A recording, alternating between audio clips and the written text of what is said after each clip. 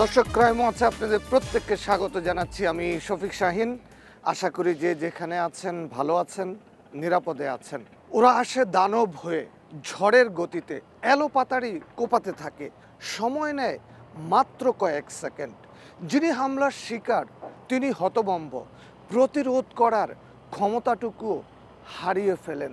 রাজধানী জুড়ে দাপিয়ে বেড়ানো এই রক্তপিপাসু কারা?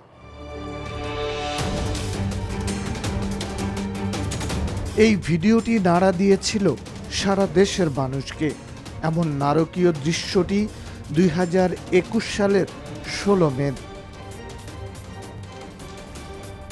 পরে জানা গেল মাত্র 2000 টাকার বিনিময়ে ভাড়াটিয়া কিলার হিসেবে পল্লবীর শাহিন উদ্দিনকে কুপিয়ে হত্যার মিশনে নামে কিশোর গ্যাংয়ের সদস্যরা। মিরপুর সিরামিক্সের প্রধান ফটকে ডেকে এনে খুন করা হয় শাহিন উদ্দিনকে। স্বামীকে কুপিয়ে মারার এমন দৃশ্য একবারের জন্য দেখতে চাননি তার স্ত্রী মাহমুদা আক্তার। আমি এগুলা দেখলে আমার অনেক খারাপ লাগে, আমি এগুলা দেখতে চাই না। আমি সবসময় আল্লাহর কাছে বলি যে আল্লাহ, তুমি আমার সাথে যা করছো, যা হয়েছে, আর কারোর সাথে যেন এরকম না হয়।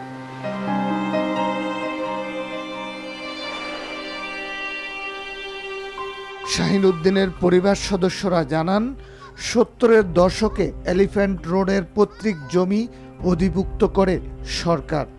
তারপর মিরপুর সিরামিক্সের উত্তর পূর্ব পাশের এই জমি সরকারের কাছ থেকে লিজ নেন তারা। এই জমির উপর নজর পড়ে তরিকত ফেডারেশনের মহাসচিব ও সাবেক সংসদ সদস্য এম এ আউয়ালের। এতগুলো এই সম্পত্তিটা গ্রাস করা আর কি। আমি আমাকে যদি ম্যানেজ করতে পারে তাহলে মামলাটাও তারা একটা গেইনার হয়ে তারা তাদের যে একটা প্ল্যান, পূর্ব প্ল্যান, এই জমিটা সম্পূর্ণ গ্রাস করে খাওয়া, সেই প্ল্যানের দিকে তারা এগোচ্ছে। এই সম্পদ হাতিয়ে নেয়ার জন্য কিশোর গ্যাং পোষেন এম এ আউয়াল।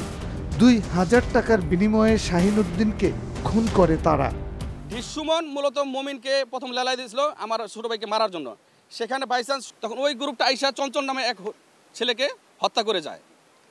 সেই হত্যায় মমিন হয় 1 নম্বর আসামি। পরে ওর লাশ পাওয়া যায়। আমার ভাই ছোট ভাইয়ের জন্য ওর মামা মারা গেছে, সুমনের মামা মারা গেছে। এইটার দয়েই ও এখানে ডিলার দিয়েছে যে শাহিনুদ্দিন আমরা কীভাবে এখানে বসবাস করি ও দেখে নেবে, এই সুমন। এই মামলায় ইতোমধ্যে অভিযোগপত্র দাখিল করেছে ঢাকা মহানগর গোয়েন্দা পুলিশ। তবে শাহিন উদ্দিনের পরিবারের অভিযোগ, তদন্তকারী কর্মকর্তা তাদের কোনো কথাই শোনেনি। শাহিন উদ্দিনকে খুনের পেছনে যারা কলকাঠি নেড়েছে তাদের অভিযুক্ত করেননি তদন্ত কর্মকর্তা। তদন্তকারী অফিসার যারা আছে তারা একটা বিজনেস শুরু করছে। প্রকৃত তদন্ত এবং প্রকৃত ফেয়ার কারা আসামি তাদেরকে আইডেন্টিফাই করা, তাদেরকে খুঁজে বের করা, এগুলো নিয়ে তারা কোনো তাদের মাথা ব্যথা নাই। তাদের মাথা ব্যথা হলো কাকে বাদ দেবে, এই মাটার কাছ থেকে কাকে কয় টাকা দিলে কাকে বাদ দেওয়া যায়, এই ব্যবসায় নিয়োজিত ছিল। আমরা একটা কথা বলতে তার আয়ু হিসেবে তাকে ফোন করলে সে আমাদের সাথে অন্য মেজাজ করতো, সে আমাদের কথা শুনতো না, পাত্তাই দিত না। আমরা যেটা এলাকা থেকে সঠিক তথ্য প্রমাণ নিয়ে এবং সাক্ষী নিয়ে তার কাছে গেছি যে এই সাক্ষীটা আপনি নেন, উনি সেই সাক্ষীগুলোও নেয় নাই। আমরা এখন এই চার্জশিট সম্পন্ন, আমরা এই চার্জশিট মানি না, আমরা এটার ফেয়ার আরও তদন্ত চাই। চার্জশিটে খুশি না কেন? খুশি না কেন, আমার কিছু আসামি যারা নাকি আমার ছেলেদের মারণের লেগে কল্পনা করছে যে মাইরাই ফেলাইছে, এরাই রয়ে গেছে, হ্যাঁ দেওয়া হয় নাই। এরা দূরে থেকে মনে করেন এরা কাজ করছে, এরা শুয়ে নেই কোনো জায়গায়। তাদের দাবি, শাহিন উদ্দিনের খুনের আগে একাধিক ঘটনা ঘটেছে। সেই সব ঘটনার বদলা নিতে ডিশ ব্যবসায়ী মনোয়ার হোসেন সুমন ভূমিদস্যু আউয়ালের সাথে হাত মিলিয়েছিল, যদিও নিজে থেকেছে ধরা ছোঁয়ার বাইরে। এই সুমনই আপনার ঘটনা বিভিন্ন সময় আমাদের বিভিন্ন গ্রুপরে যখন হামলা করবে এ সব ম্যানেজমেন্ট করে দিয়ে সে করতো কি, গাড়ি নিয়ে হয় ময়মনসিং চলে যাবে, নয় সাভার চলে যাবে, না এক জায়গায় খাইতে যাবে, ও এরকম করে একটা গ্রুপ লাগাই দিয়ে। এবং কলা কৌশলে এই হত্যার নেপথ্য কণ্ঠ কাঠি চালাইছিল ডিশ সুমন। ওইলো একটা হইলো এটা হোয়াইট কালার কায়েম করে আর কি, গুপ্ত শত্রু আর কি। ও সাদা পোশাক, মসজিদে নামাজ পড়বে, টুপি পরে থাকবে, কিন্তু বাট ও বিভিন্ন ক্রিমিনাল সঙ্গের সাথে ওর জড়িত। তবে এসব অভিযোগ অস্বীকার করে সুমন দাবি করেন ভূমি ব্যবসায়ী আউয়ালকে পথ দেখিয়েছেন মাইনুদ্দিন। কিশোর গ্যাংয়ের সাথে জড়িত নন বলেও দাবি সুমনের। শাহিনুদ্দিন আউয়াল সাহেবের কাজ করছে, আবার মাইনুদ্দিনও আউয়াল সাহেবের কাজ করছে, কিন্তু মাইনুদ্দিনের সাথে আউয়াল সাহেবের দ্বন্দ্ব ছিল, কিন্তু শাহিনুদ্দিনের সাথে কোনো দ্বন্দ্ব ছিল বলে আমার জানা নেই। আমার সাথে আপনি যারা ঘটনা মানে এই যে আসামি হয়েছে তাদের সাথে কোনো রকম কোনো যোগাযোগ নাই। তো এই ঘটনার সাথে এখন মাস্টার মাইন্ড, এটা কোনো কথা হইলো? আমার সাথে তো ওদের সাথে কোনো দ্বন্দ্ব নাই, কখনো ঝগড়া হয়েছে এরকম কোনো রেকর্ড নাই। তাহলে আমাকে ফাঁসা দেওয়ার কারণ কি বলেন? শুধু শুধু না, এগুলা সব ষড়যন্ত্র ছাড়া আর কিছুই না। শাহিনুদ্দিনের পরিবার সদস্যদের দাবি, আউয়াল হত্যা মামলায় কারাগারে থাকলেও তার সিন্ডিকেট এখনো সক্রিয়।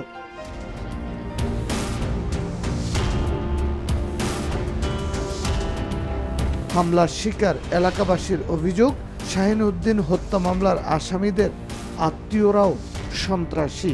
আউয়াল গ্রুপটা এখন মাঠে নাই, এখন তারা একটু দমন হয়েছে, কিন্তু বাট এখন সুমন বিভিন্ন গ্রুপের সাথে সম্পৃক্ত হয়ে সে ময়মনসিংহ মিটিং করে, বিভিন্ন গ্রুপ নিয়ে বিভিন্ন জায়গায় সে মিটিং করে, ঘরে এসে বসে থাকে। ওরা অনেক ভয়ঙ্কর। দেখেন আউয়াল সাহেব নাই, আউয়াল সাহেবের পলটগুলি সব করতেছে, সব কাজকর্ম চলতেছে আউয়াল সাহেবের। আউয়াল সাহেবের দিনকার খবর দিন পাইতেছে, আউয়াল সাহেবের এরম লোক আছে। সুমন যে মেন, ওর ভাইরা সুমনের সব ব্যাপারে এই জামালের ছেলে জড়িত থাকে সবসময়। আর জামালের ছেলের যে গ্যাংটা আছে সেই কিশোর গ্যাং, এটা মারাত্মক ভয়াবহ। ছোটো হলে গিয়েছে, খুব ভয়াবহ। আপনার বুঝাতে পারবো না যে ওরা কাউরেই ভয় পায় না। আর যারা মানুষ মারতে পারে এদের থেকে ভয়ঙ্কর কি হইতে পারে? আর কি বলবো আপনাদের? মোবাইলের কথা কয়ে আমার বাসার থেকে ডাক্কা নিয়ে গেছে। আমি বাসায় শুয়ে পড়ছিলাম, এর ভিতরে আমার বাসার থেকে ডাক্কা নিয়ে গেছে। জাকির, জামাল, জাকির, আপান, আরো কয়েকজন আসলো। অন্ধকার তো সবাই দেখি নাই, মানে 3-4 জন আমার যে খুব শুরু করছে, এই হেসমকে আমি দুধ দিছি। খাটে বসা ছিলেন জীবন, 3 জন মিলে তাকে কোপাচ্ছিল। 13 সেকেন্ডে 12টি কোপ, রক্তে ভেসে গেল চারদিক। এটি দুঃস্বপ্ন হলে ভালো হতো, কিন্তু এমনই নারকীয় সব ঘটনা ঘটাচ্ছে ক্ষিপ্র আর ধূর্ত সন্ত্রাসীরা। ওরা আসে ঝড়ের গতিতে, উল্কার গতিতে তাণ্ডব চালিয়ে এলাকা ছাড়ে। পেছনে পড়ে থাকে এক একটি ক্ষত বিক্ষত মানুষ।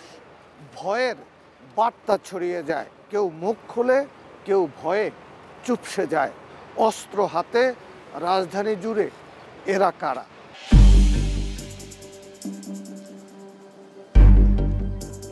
রাজধানীর মোহাম্মদপুরের আদাবর এলাকায় পাশাপাশি কয়েকটি ভবন নির্মাণাধীন। 18 জন মিলে জমি কিনে 10 তলা ভবন করছে এভারগ্রিন হোমস।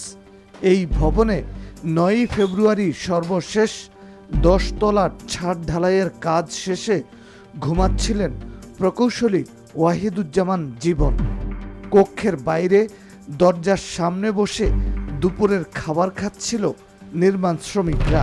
এমন সময় ভেতরে প্রবেশ করে প্রকৌশলীর খোঁজ করেন এক যুবক। তার পরিচয় নিশ্চিত হওয়ার পর তিনি মোবাইল ফোনে ডেকে আনেন অন্য আরও 4 যুবককে। তারা প্রবেশ করে একে একে। এমন দৃশ্য ধরা পড়েছে ক্লোজ সার্কিট ক্যামেরায়।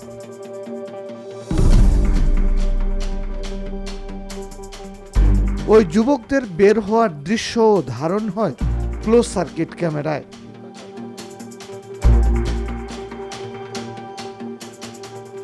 কোনো কিছু বুঝে ওঠার আগেই রক্তে ভেসে যান জীবন।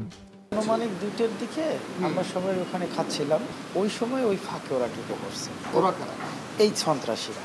এখানে 2টি ছেলে ছিল, তারা খেয়াল করছে যে ইঞ্জিনিয়ারকে একজন ডাকলো, ইঞ্জিনিয়ার দরজা খুলে দেওয়ার পর এই ঢুকছে, হয়তো 15-20 সেকেন্ডের মধ্যে তারা ভিতরে এসব মানে তাকে কোপাইছে। এখানে খাইতেছিলাম, প্রথমে একজন আইছে, সেখানে দাঁড়াইছে, দাঁড়ায় ওনার ডাক দিছে, ফোন দিছে, পরে 7 জন আইছে, আসে খালি ঢুকছে, কোপ দিছে, আমি খালি সাবারিটা ভরা দেখছি, বেরিয়ে ওনার বাকি চলে গেছে। মানে ওটা এমনভাবে আইছে যে কোনো লোক দেখে কবি ওনার লিভার, ক্যাপ মাথায় মাস্ক টাক্স মুড়ে দেওয়া, মানে ড্রেসও সেরকম না, যে কেউ দেখে ভাববে লিভার। আমরা সেটাই ভাবছি, লেবার ভাবছে। লেবার। হাতে পায়ে ধারালো অস্ত্রের আঘাতে ক্ষতবিক্ষত জীবনের সাথে কথা হয় ক্রাইম ওয়াচ টিমের। তিনি জানান, মাত্র 13 সেকেন্ডের ব্যবধানে অন্তত 12টি কোপ দিয়েছে আগন্তুকরা। বিছানায় শুয়েছিলাম, হঠাৎ করে আমার দরজায় নক হয়। ওই মোমেন্টেই চারজন আরও বাকি তিনটা ছেলে চলে আসছে। তোরা তিনজন এবং সাথে সাথে ওরা আর কিছু বলে না, সাথে সাথেই মারা শুরু আর কি। তিনজনের হাতে চাপাতি ছিল, 10-12টা লাগছে, কোপ লাগছে। আহত জীবন জানান, কোনো কিছু বুঝে ওঠার আগেই এমন নারকীয়তার শিকার হয়েছেন তিনি। বাধা দেয়ার বোধটুকুও হারিয়ে ফেলেছিলেন। এই সমস্ত ঘটনাটা 1 মিনিটের ভিতরে হয়েছে। ওনার সাথে আমার কথা হয়েছে জাস্ট 30 সেকেন্ড মতো, আর যতটুকু জানলাম 16 সেকেন্ডে আমাকে জাস্ট শ্যুট করছে। যতটুকু আমাকে মারছে, অ্যাটাক করছে 16 সেকেন্ড, 1 মিনিটের ভিতরে। আসলে ওই টাইমটা আরও 3 জনের হাতে চাপাতি, তো আসলে ওই মোমেন্টে আমি কিছু বুঝে উঠতে পারি নাই। তিনি জানান, আক্রমণকারীরা চাঁদাও দাবি করেনি। আঘাতের ধরন দেখে মনে হচ্ছে তারা হত্যা করতেও আসেনি। আমার একটা ফোন ছিল হাতে, মিড রেঞ্জের একটা ফোন ছিল, নিতে পারতো, বা আমার কাছে ক্যাশ টাকাও থাকে, নিতে পারতো, কিন্তু ওইরকম কিছু না। ওরা জাস্ট আমাকে আসছে, জিজ্ঞেস করছে, মারছে, চলে গেছে। যারা করছে এই ব্যাপারটা, যে আপনার বিল্ডিংয়ে এটা বোঝাতে চাইছে হয়তো, আপনার বিল্ডিংয়ে ঢুকে আপনাদের ইঞ্জিনিয়ারকে মারলাম, আমরা এটা করতে পারি, এরকম কিছু হয়তো বা দেখা, এটাই চাইছে। তাছাড়া তো অ্যাকচুয়ালি অন্য কোনো রিজন নাই। এভারগ্রিন হোমসের সাধারণ সম্পাদক বলছেন, হামলাকারীরা ছিল খুবই ক্ষিপ্র, ভয়ঙ্কর আর দলবদ্ধ। খুবই একটা দুর্ধর্ষ কাজ করছে এবং খুবই ফেরোসিয়াস। তাছাড়া আপনার 10 সেকেন্ডে 10-12টা কোপ দিয়ে চলে যাবে, চাপাতি দিয়ে, ধারালো চাপাতি দিয়ে। এটা তো যেন তেন মানুষের কাজ না, এটা অবশ্যই একটা প্রফেশনাল গ্রুপের কাজ, এবং তারা খুবই অর্গানাইজড জন্যই এই 10 সেকেন্ডে এরকম একটা মিশন চালাতে পারে। মালিক পক্ষের কারো কারো মতের অমিল থাকলেও কেউ হামলাকারীদের ভাড়াটিয়া হিসেবে ব্যবহার করতে পারে এমনটি মনে করছেন না সমিতির সাধারণ সম্পাদক। আমাদের মালিক পক্ষ যারা আছে, আমরা 18 জন আছি এখানে মালিক পক্ষ, আমাদের মধ্যে ইন্টারনাল দ্বন্দ্ব নাই। ওই যেটা বললাম যে আমাদের শুধু জমি যাদের মাধ্যমে কিনেছিলাম তাদের সাথে একটা বিষয় নিয়ে আলোচনা চলছিল, আর্থিক কিছু অসঙ্গতি ছিল, সেই বিষয়গুলো নিয়ে আলোচনা চলছিল, বাট তারা এরকম কাজ করার মতো না। বকুল আলী তৈরি পোশাক কারখানায় কাজ করেন। পল্লবীর 11 নম্বর সেকশনের বাসার সামনে দাঁড়িয়ে গল্প করছিলেন সন্ধ্যার পর। হঠাৎই 20 থেকে 30 জন যুবক তার উপর হামলা চালায় বলে জানান বকুল। 9:30 দিকে মানে আমি দোকানে গেছি, সদাল দিতেছি, আমার দোকান থেকে টান দিয়া কেউ দাও দিয়া কোবাইতেছে, কেউ কাঠ দিয়া মারতেছে, আমি কিছুই জানি না। বুঝলেন, আমার আম্মু যে ঠেকাইতেছে, আমার আম্মুরে মারতেছে, আমার আম্মুর জড়ে ধরছে, আমার আম্মুরে মারতেছে।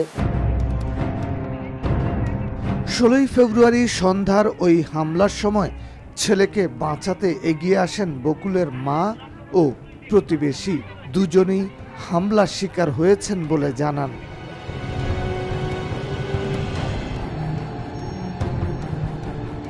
হামলার পর অস্ত্র উঁচিয়ে এলাকা ছাড়ে অপরাধী চক্র। সেই দৃশ্যও মোবাইল ফোনে ভিডিও করে রাখেন এলাকাবাসী। আমি এই জায়গায় দাঁড়ায় আছি, আমার ছেলেও বাড়াইছে, এই জায়গাটাই দাঁড়াইছে, আর ওরা এদিকে দৌড়াই আসে, আর যাকে খুলতে ছিল তারা দৌড় মারছে, আর আমার পোলা সামনে ফেলে আমার পোলাকে পিটাইছে।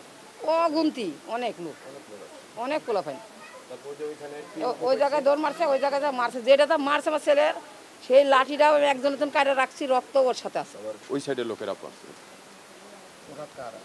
ওরা নামটা জিজ্ঞেস করতে হবে, নামটা তো আমিও জানি না, আমি পরে আসছি আর কি। ঘটনা যখন শেষ হয়েছে তখন ওকে নিয়ে মেডিকেলে গেছি। এলাকাবাসী জানান, তুচ্ছ কারণে এক পক্ষ হামলা চালাতে আসে অন্য পক্ষের উপর, তবে সবচেয়ে বড় কারণ মাদক বাণিজ্য।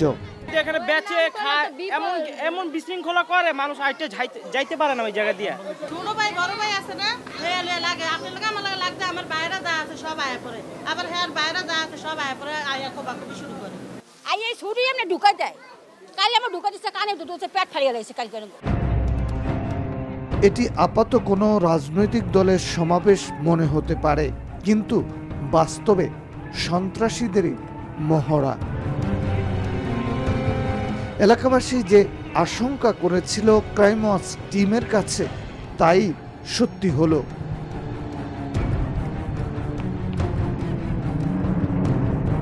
18ই ফেব্রুয়ারি ক্রাইম ওয়াচ টিম এলাকাবাসীর কাছে তথ্য নেয় দিনের বেলা। ওই রাতেই এলাকাবাসীকে ভয় দেখাতে দেশীয় অস্ত্র নিয়ে মহড়া দেয় সন্ত্রাসীরা।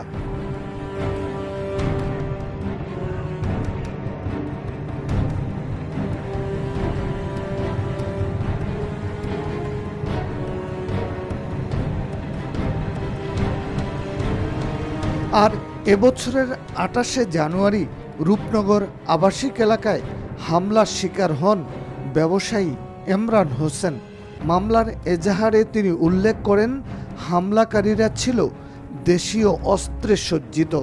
জীবন নাশের জন্যই তার উপর হামলা করা হয়েছে বলে উল্লেখ করেন ইমরান। হামলার পর বীর দর্পে এলাকা ছাড়ে সন্ত্রাসীরা, যা ক্লোজ সার্কিট ক্যামেরায় ধরা পড়ে। এটাকে যদি এর মধ্যে দেখি কতগুলো প্লয় আছে আমার পিছনে ধরলো, ধরে আমার কয়েকটা খাবার পোশাক দিছে, দিয়ে আমার 19 নম্বর রোডে নিয়ে গেছে রাত্রে সামনে নিয়ে যায়। ওইখানে মনে করেন 1-1.5 প্লয় ছিল, আর মাথায় একটা চাবাড়িটা কূপ দিছে, আর হলো এসএস পাইপ তো বাঁশ দিয়ে অনেক আমার পাই দিছে। উঠতি বয়সী এমন সন্ত্রাসীদের তালিকা করেছে ঢাকা মহানগর গোয়েন্দা পুলিশ। এদের আশ্রয়দাতা প্রশ্রয়দাতা হিসেবে অসাধু ব্যবসায়ী, ভূমিদস্যু আর রাজনীতিবিদের নামও আছে সেই তালিকায়। 78টি সন্ত্রাসী গ্রুপ চিহ্নিত হয়েছে রাজধানী জুড়ে, চিহ্নিত হয়েছে তাদের গডফাদাররাও। তারপরও কেন থামছে না অস্ত্রের ঝনঝনানি? কেন একের পর এক ঘটে যাচ্ছে রক্তক্ষয়ী সংঘর্ষ?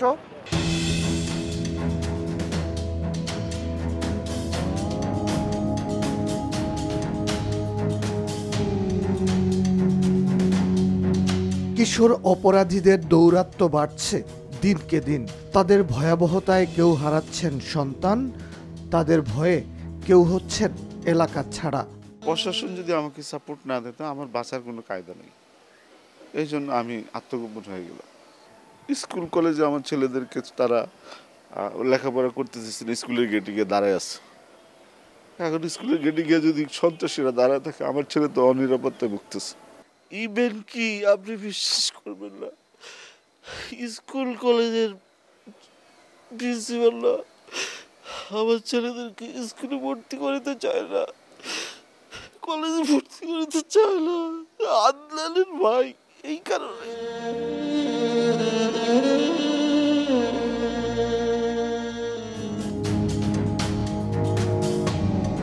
ঢাকা মহানগর পুলিশ এলাকা ভিত্তিক কিশোর গ্যাংয়ের তালিকা তৈরি করেছে।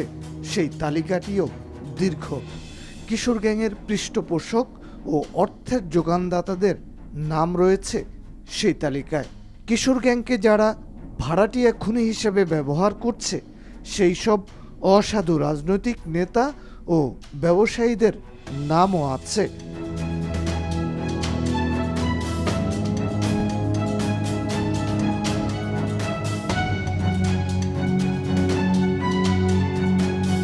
ঢাকা মহানগর পুলিশের 8টি ক্রাইম জোনে কিশোর গ্যাংয়ের 78টি গ্রুপের তালিকা দেওয়া হয়েছে। তেজগাঁও বিভাগে 14টি কিশোর গ্যাংয়ের সদস্য সংখ্যা 1050 জন। কিশোর গ্যাংয়ের গ্রুপের নামগুলোও বড় বিচিত্র। এই যেমন কানা জসিম, নাড়া দে, চিনেলো, ঘুটা দে, চেতাইলে ভেজাল সহ আরও কত কত বাজে নাম। পুলিশের তৈরি করা তালিকায় দেখানো হয়েছে এদের কেউ রাজনৈতিক নেতার হাতিয়ার হিসেবে ব্যবহার হচ্ছে, কেউ বা ভূমিদস্যুদের ভাড়াটিয়া মাস্তান হিসেবে এলাকায় আধিপত্য বিস্তার করছে। এই যেমন মোহাম্মদপুর এলাকার কথাই ধরা যাক। তালিকায় দেয়া নাম ধরে ক্রাইম ওয়াচ টিম যোগাযোগ করার চেষ্টা করে তাদের সাথে। তালিকায় যে মোবাইল ফোন নাম্বার দেয়া আছে, কোনোটি সক্রিয় পাওয়া যায়, আবার কোনোটি বন্ধ। আহমেদ জানান, কিশোর গ্যাংয়ের সাথে জড়িত থাকার অভিযোগে পুলিশ তাকে গ্রেপ্তারও করেছিল।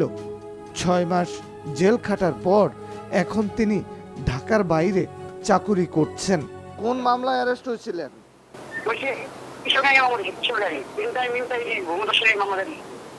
কে দিছিল মামলা? বুঝছেন, পরে দাদা কিন্তু ভয় পাচ্ছিল, বাইরে এরকম চাকরি দূরে দাদা গেলাম পরে রনিকেও পাওয়া গেল মোবাইল ফোনে। রনি ভাই বলছেন, তিনি সরাসরি ক্রাইম ওয়াচ টিমের সাথে সাক্ষাৎ করে বললেন কিশোর গ্যাংয়ের তালিকায় তার নাম দেয়াটা পুলিশের চরম ভুল। তিনি একটি আবাসন কোম্পানিতে চাকুরি করেন মাত্র। কিশোর গ্যাংয়ের সাথে কোনোভাবেই জড়িত নন বলে দাবি রনির। এই হাউজিং মানে চাকরি করলে ভাই টুকিটাকি অভিযোগ হয়, কারা কয়ে কি করে এগুলো তারা আমাদের দেখার বিষয় না। আমার নামে একটাও মামলা নেই মমতুর থানায়, মমতুর থানায় নেই, আদাবর থানায় নেই, কোথাও নেই। ইভেন আমি পুলিশকে আরো সহযোগিতা করি পারলে। কিশোর গ্যাংয়ের সবচেয়ে বেশি গ্রুপ সক্রিয় মিরপুরে। 23টি গ্রুপে সদস্য সংখ্যা 120। এই যেমন Apu group, Nada Ismail group, L K devil group, L K Taltala boys group সহ বাহারি নাম রয়েছে কিশোর গ্যাংয়ের। উত্তরা এলাকায় কিশোর গ্যাংয়ের গ্রুপ 11টি হলেও সদস্য সংখ্যা 320। এই গ্রুপগুলোর নামেই বোঝা যায় তারা কতটা ভয়ঙ্কর। হিটার বয়েজ, 9 স্টার, বিগ বস ও ইয়াং স্টার। গুলশানে কিশোর গ্যাংয়ের একটি গ্রুপ সক্রিয় বলে পুলিশের তালিকায় নাম উঠেছে। গ্যাংটির নাম D9, যার সদস্য সংখ্যা 30। রমনা এলাকায় 8টি কিশোর গ্যাং রয়েছে। এই গ্রুপগুলোর সদস্য সংখ্যা 140।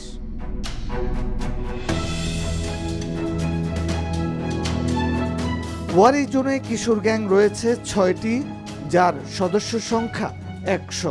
মতিঝিল বিভাগে কিশোর গ্যাং 11টি, সদস্য 90।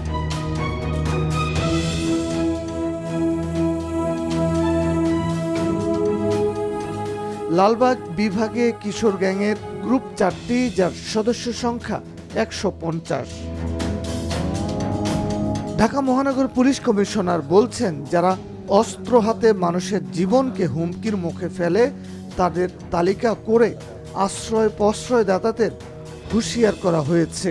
তালিকা করেছি, এই তালিকাতে এরকম কিছু রিং লিডারের নাম আমরা পেয়েছিলাম এবং এখান থেকে আমরা নির্দেশনা দিয়েছি যে তাদের ডেকে কথা বলতে, যে আপনি যে এই ধরনের মানে কিছু করতে যাচ্ছেন সেটা পুলিশের নজরে আছে এবং কোনো ঘটনা ঘটলে আপনি ছাড় পাবেন। তিনি ক্রাইম ওয়াচ টিমকে বলছেন, অল্প বয়সের আবরণে ভয়ঙ্কর অপরাধে জড়িয়ে পড়লে সেটা আরও ভয়ঙ্কর রূপ ধারণ করে। এদের কেউ ব্যবহার করে কিনা পিছন থেকে, এদের যেহেতু বুদ্ধি বিবেচনা কম, তাদের যাতে মানে এরকম ক্রিমিনাল কোনো অ্যাক্টিভিটিজে কোনো বড় ধরনের সন্ত্রাসী তাদের হায়ার করে বা তাদের বুঝিয়ে তাদের রিং লিডার হিসাবে থেকে যাতে এদের দিয়ে কোনো ধরনের বড় ধরনের কোনো অপরাধ না ঘটাতে পারে, সেটার দিকে আমরা খুব সতর্কতার সাথে দৃষ্টি রাখি। যে অপরাধ করলে এবং মামলা হলে সে উনি কিশোর হন, উনি যুবক হন, উনি যাই হন, আইনের আওতায় আনা হয়।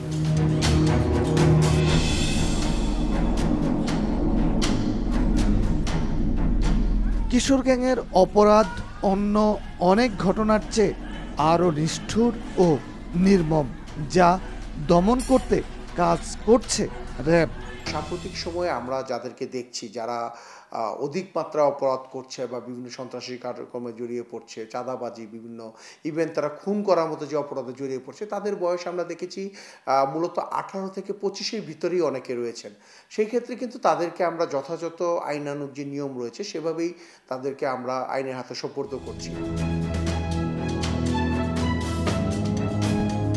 র্যাব বলছে, শুধু কিশোর গ্যাংই নয়, তাদের গডফাদারদেরকেও চিহ্নিত করা হচ্ছে। আমাদের এই অভিযান অব্যাহত রয়েছে। পাশাপাশি আমরা এই কিশোর অপরাধ সমাজ থেকে চিরতরে নির্মূল করার জন্য যে সকল সামাজিক পদক্ষেপ নেওয়া প্রয়োজন সেগুলো আমরা নিচ্ছি। আমরা প্রথমত চেষ্টা করি তাদেরকে স্বাভাবিকভাবে সমাজে গণ্যমান্য ব্যক্তির মাধ্যমে বা বিভিন্ন তাদের মোটিভেশনাল লেকচারের মাধ্যমে তাদেরকে স্বাভাবিক জীবনে নিয়ে আসার জন্য। বাট যদি দেখি যে তাদের যে নৈরাজ্য বেড়ে যাচ্ছে বা তারা সমাজে ক্ষতি সাধন করছে, তখন কিন্তু আমরা তাদেরকে গ্রেফতার করে আইনের হাতে সোপর্দ করছি। দর্শক, কেউ অপরাধী হিসেবে জন্ম নেয় না। যারা অপরাধ করে আর যারা অপরাধের পেছনে কলকাঠি নাড়ে তারা উভয়ই সমান অপরাধী। সুতরাং অপরাধের বিষয়ে সতর্ক হন, অপরকে সতর্ক করুন। ক্রাইম ওয়াচের শেষ প্রান্তে আমরা। অপরাধের তথ্য দিন, আপনার পরিচয় গোপন রেখে ক্রাইম ওয়াচ টিম হাজির হবে আপনার দেখানো পথে। মুখোশ খুলব অপরাধীদের। আমাদের সাথে যোগাযোগের ঠিকানা প্রযোজক ক্রাইম ওয়াচ, এনটিভি, বিএসসিসি ভবন, 102 কাজী নজরুল ইসলাম এভিনিউ, কারওয়ান বাজার, ঢাকা 1215। আমাদের ইমেইল করতে পারেন crimewatch@ntvbd.com এই ঠিকানায়। পুনরায় অনুষ্ঠানটি দেখতে ভিজিট করুন www.ntvbd.com এই ঠিকানায়। এছাড়া এনটিভির জনপ্রিয় সব অনুষ্ঠান ও খবরের আপডেট জানতে ভিজিট করুন আমাদের ইউটিউব ও ভেরিফাইড ফেসবুক পেজ। এবার বিদায় নেবার পালা। সবাই ভালো থাকুন, নিরাপদে থাকুন। অপরাধ ও তার শেষ পরিণতি জানতে দেখুন ক্রাইম ওয়াচ।